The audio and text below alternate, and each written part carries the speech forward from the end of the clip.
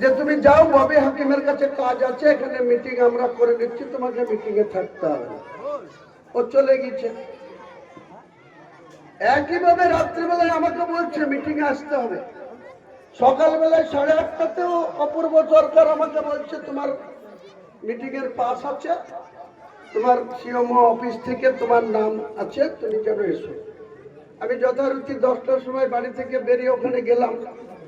11:10 যখন ওখানে ঢুকছি স্টেডিয়ামে, তখন দেখছি যে সিএমওর পাশের যে অফিসাররা 17 নম্বরে আমার নাম আছে। আমি ঢুকে গেলাম। ইতিমধ্যে কিন্তু সকালবেলায় কলকাতার কিছু সাংবাদিক যারা জেনে গিয়েছিল যে আমাকে সাসপেন্ড করবে, আমাকে বলে দিয়েছে, আমি কিন্তু জেনে গেছি। তারপরে আমি গিয়েছি যে এদের ক্যারেক্টারটা গোটা বাংলার মানুষের কাছে তুলে ধরবো, মুসলমান ভাইদের কাছে তুলে ধরবো। তাই আমি সেখানে গিয়ে দাঁড়িয়েছি।